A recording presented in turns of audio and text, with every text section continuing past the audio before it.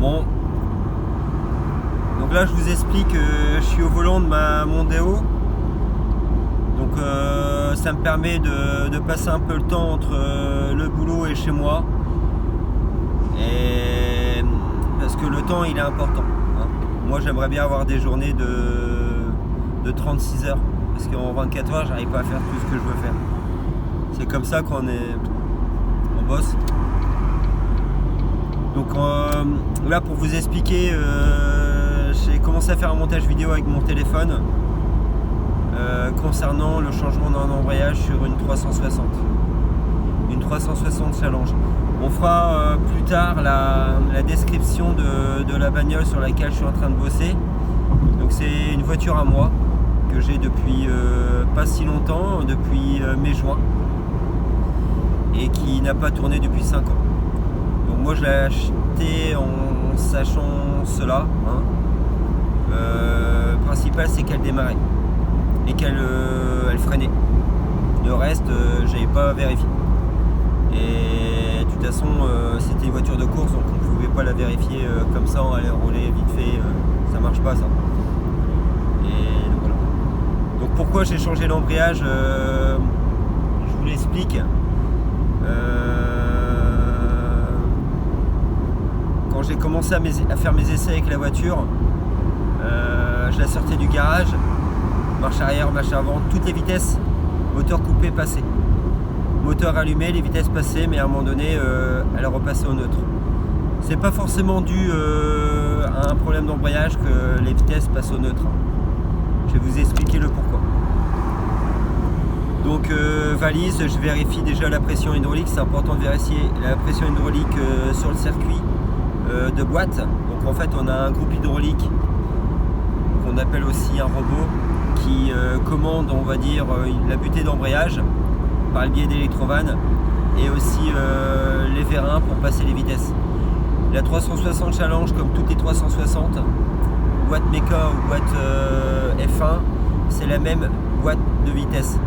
La seule différence c'est que sur la boîte manu, c'est par le biais de biellettes qui viennent agir sur l'intérieur de la boîte. Bah là c'est la même chose, ça agit sur l'intérieur de la boîte, mais grâce à des vérins qui vont faire bouger le bordel. Voilà. Donc le groupe hydraulique il a 6 électrovannes, l'électrovanne qui va à la butée d'embrayage, le V1 pour les vitesses impaires, le V2 pour les vitesses paires, le V3 pour un niveau des vitesses, parce que ça fait 1, 2, 3, 4, 5, 6, et la marche arrière, le V4, le V5. Moi ce qui se passait c'est que je passais la marche arrière ou la marche avant, au bout de 5 minutes il n'y avait plus aucune vitesse qui passait, tout était tout le temps au neutre. Je devais attendre quelques secondes, ça repassait la vitesse, ça repassait au neutre. Analyse, pression hydraulique, elle chutait, elle variait entre 54 et 42 bars, ce qui est normal, et d'un coup elle chutait à 30 bars. Verdict, pompe F1 bouillante, on va tourner tout le temps. Je démonte la pompe F1, la pompe du groupe F1. Donc c'est un petit moteur électrique qui fait tourner, on va dire, des engrenages l'un dans l'autre qui permet de mettre en pression de l'huile. Je la mets sur le côté, je mets une batterie dessus. Oula, le bruit bizarre.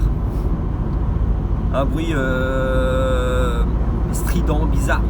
Les engrenages ils chevauchaient. Je mets une autre pompe. Bah là, plus de problème. Je dis putain, parfait. Je vais faire un tour de 10 minutes avec la bagnole.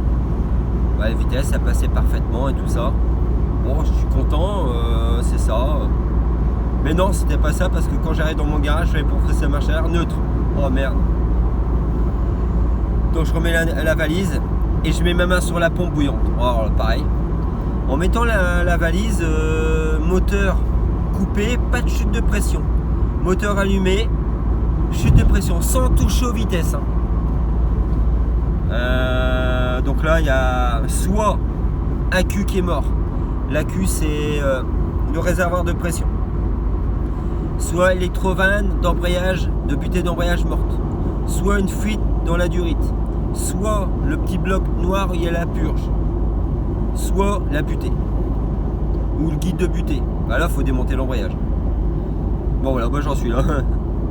Parce que j'ai mis en route le moteur, mais la durite qui va à la butée, je l'avais débranché.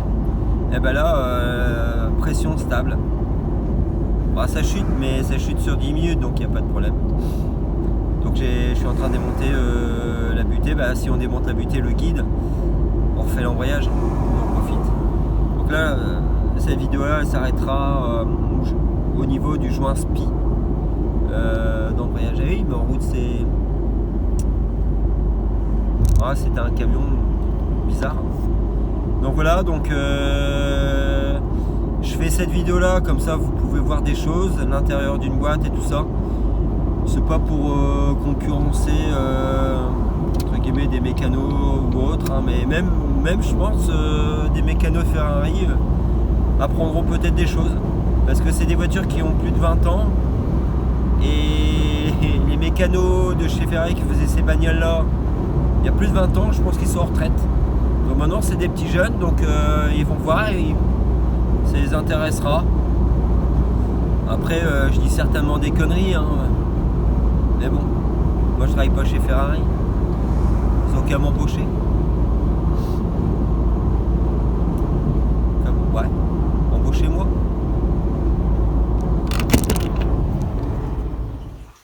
Bon, j'ai fait un petit essai. Ça c'est le boîtier de Fabrice, la pompe qui était sur la Ferrari rouge. Ça c'est le boîtier qui est sur la Ferrari rouge. Et ça, la pompe de Fabrice. Vous allez voir la différence de bruit. Je pense que le problème il vient de ça à l'intérieur. Donc là, je fais un montage avec une batterie en direct. Écoutez le bruit. Bruit normal. Je coupe et je mets l'autre. Bon, on y va. Donc pour résumer, ça c'était celui Fabrice et ça c'est celui dans le rouge. Écoutez le bruit.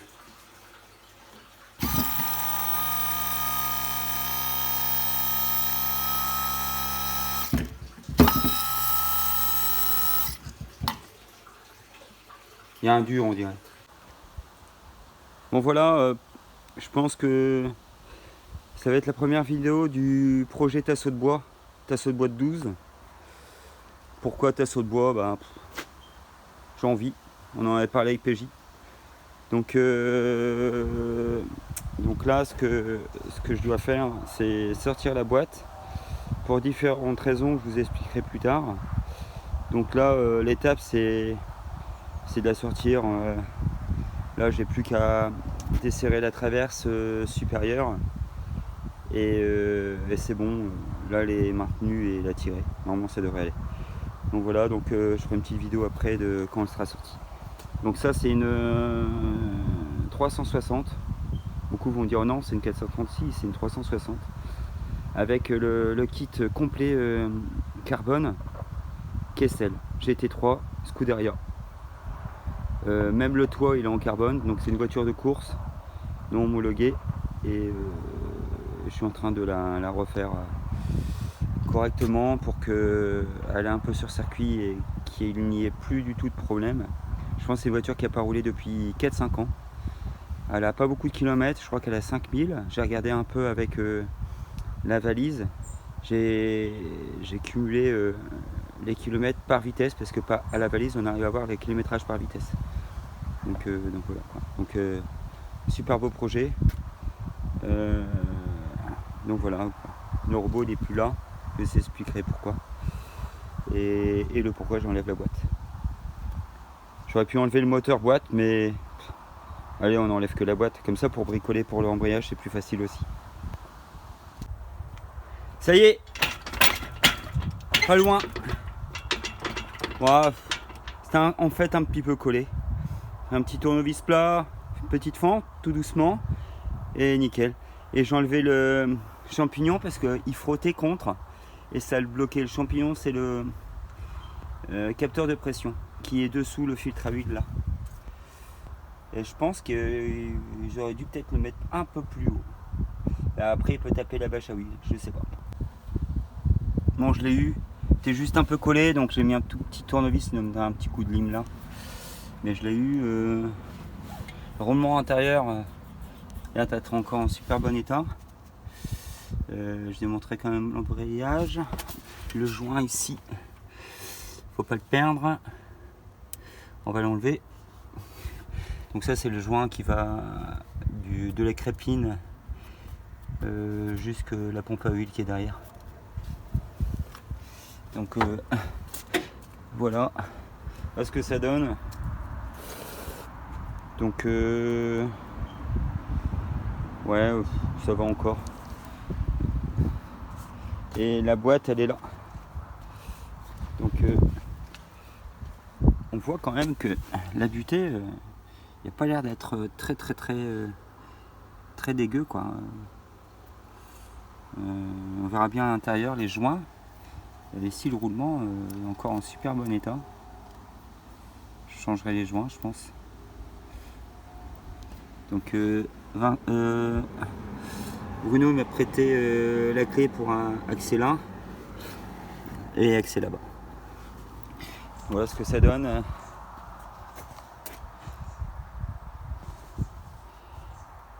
C'est joli hein. Et là bah il y a la noire. Et là il y a les saletés de chien. Qu'est-ce qu'ils font? Il a pris un petit bout.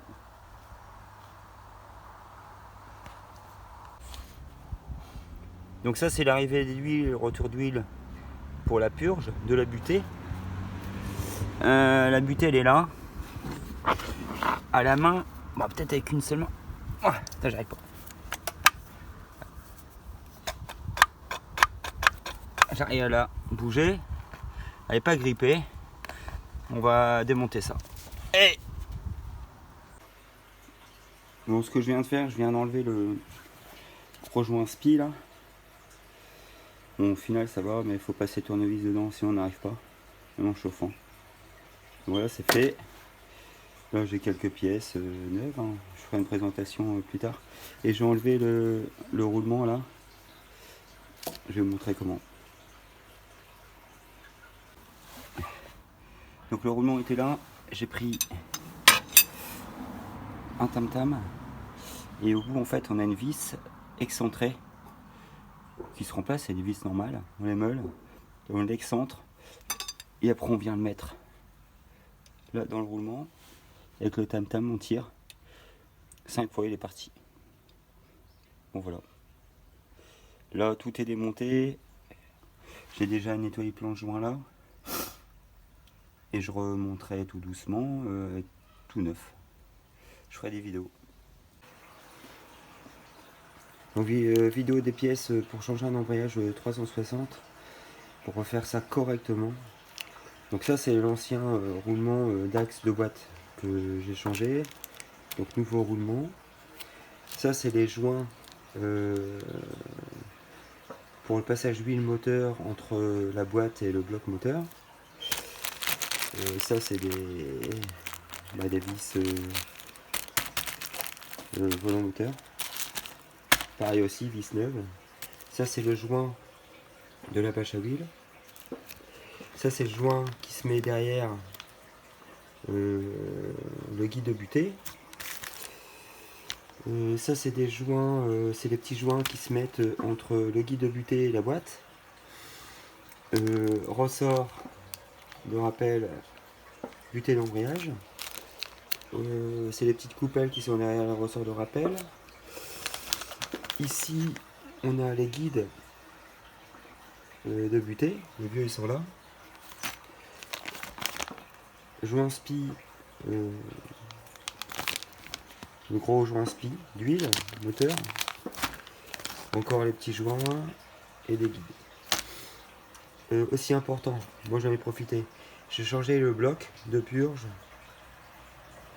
d'embrayage. Des fois il y a des micro fissures et ça crée des fuites. Le nouveau il est là. Donc voilà, donc aussi ici ça c'est important, il y a des boîtes où il n'y en a qu'un, où il n'y en a pas, où il y en a deux. C'est ce qui se met derrière la butée. Le guide de butée pardon. Donc alors là on y va, ça c'est super important. Donc là c'est le guide de butée neuf, tout neuf. Donc moi j'avais racheté un joint ski derrière mais il était fourni avec, donc voilà. J'ai aussi, on voit ici, un aimant neuf et le capteur de position. Donc ici on a la vieille butée. Alors j'ai tout changé quand même. Et là on a la butée qui était montée sur la voiture. La nouvelle butée je l'ai pas encore eue. Ça je l'ai fait réviser chez DB Électrique. Je les ai appelés. Ils me le font gratos, donc cool. Et on va aller voir l'embrayage. Donc là on est au niveau d'embrayage. On voit que là il n'y a plus rien. J'ai tout démonté, j'ai fait tourner un guide pour le positionnement du disque. Donc là, disque neuf, volant moteur neuf, mécanisme neuf. Donc ça c'est les vieux qui sont pas usés, hein. Mais bon, peut-être que ceux-là je verrai pour les resurfacer et je les mettrai dans la noire. On verra, je ferai l'embrayage de la noire bientôt aussi. Parce que quand je tape dedans, c'est pas forcément peut-être un réglage de pisse, mais c'est un réglage, c'est le disque qui est usé tout simplement. Donc le tam-tam c'était pour enlever le truc quoi, donc on voit un peu la périphérie. Franchement on aurait pu aussi enlever le moteur, c'est pas si compliqué. Il n'y a rien de compliqué en fait, une ferraille il y a plein de place. Donc là je vais vous montrer un petit peu comment ça marche le circuit hydraulique à l'intérieur de la boîte. C'est tout con. Ici en fait on a deux raccords hydrauliques. Donc on peut mettre l'arrivée d'huile du groupe ici ou en bas, on s'en fout. Je vais vous expliquer pourquoi. Donc en fait, on va dire si l'huile arrive là, elle va passer à l'intérieur, vous voyez, et elle va sortir là, d'accord? Donc en sortant là, elle va arriver, on prend la butée,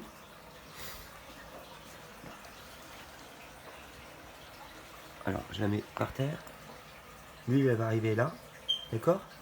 Et en arrivant là, elle passe à l'intérieur pour sortir par l'un des trous, d'accord? Et forcément, ici, bah, l'huile, elle se retrouvera uniquement sur cette partie-là, où il y a mon doigt pourri là.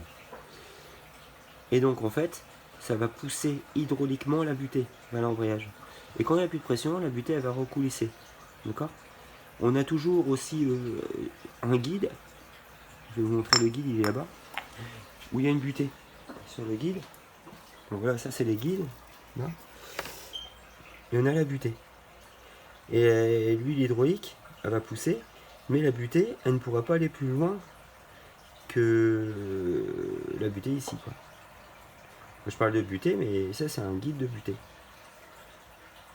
Donc voilà. Donc après, on aurait peut-être pu mettre ici les rondelles pour rallonger et pour appuyer plus sur le disque. Bon après, je sais pas si vous avez compris, mais c'est tout con. Alors pourquoi tout à l'heure j'ai dit qu'on aurait pu mettre ici l'arrivée ou en bas le retour, bah, c'est la même chose en fait. Que ça passe là ou que ça passe en haut, c'est la même chose. Et après ça va ressortir par là, où il y a le petit bloc noir que je vous ai montré. Sur un des trous. Et après il y a ce qui va, on va dire, au robot, à l'électrovanne V1. Donc quand elle sera montrée, je vous montrerai. Alors en analysant aussi le circuit hydraulique, vous voyez, ça c'est les raccords. Si un jour on peut avoir une fuite, on peut avoir par exemple la voiture qui va repasser au neutre tout le temps, parce qu'on n'a plus la pression hydraulique nécessaire. En fait, au calculateur, si on est en dessous de 42 bars, paf, on passe au neutre. Et en fait, ce qui se passe, c'est que si ici, il y a une merde, bah l'huile elle peut repasser par là. Si un jour on foire les vis ici et là, on pourrait retarder là à là pour refaire arriver le circuit hydraulique par là et par là. Ça revient au même. Le principal, c'est que ça sort par les deux petits orifices qui sont là. Ça on voit comment c'est foutu. Hein. C'est purement... de toute façon, les machines à commande numérique, elles peuvent passer que sur des axes perpendiculaires, généralement. Voilà, vous voyez. Voilà, j'ai quand même mis une date, comme ça on pourra se repérer plus tard.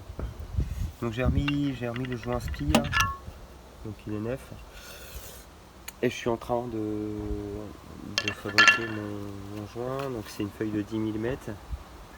Elle fait 10 mm en fait. Enfin 10 mm. 1 mm. Donc voilà, donc on va découper, on va faire ça propre. J'achète pas le joint Ferrari parce que 35 ou 40 euros, un truc de merde comme ça. Je préfère acheter une feuille à 4 de bien meilleure qualité pour 5 balles. En petite vidéo, j'ai fait le joint papier. J'ai mis un peu de silicone bleu parce que sur la partie inférieure, il n'y a pas de joint en fait. Donc c'est alu contre alu. Donc j'ai quand même mis un joint bleu tout autour. Et je pense qu'ils doivent mettre Ferrari aussi un joint. C'est un joint blanc. Moi j'ai mis un joint bleu. De toute façon c'est pareil. Ça reste du joint.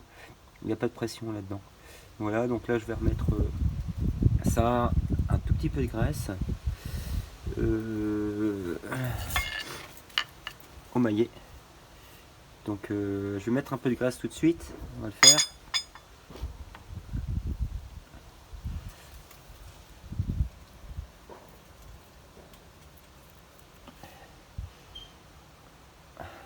On peut en mettre beaucoup, hein, on s'en fout. Hein.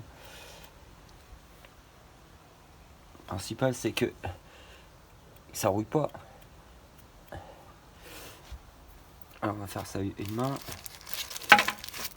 Voilà, le bazar, hein. J'arrive pas à le défaire le sachet, j'aurais dû le défaire avant. Donc voilà, il est où? Il est là. Hop. Donc voilà.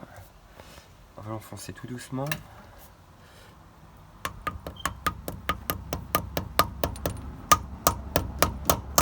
Voilà. Je continuerai tout à l'heure. Enfin, sans le téléphone, je veux dire.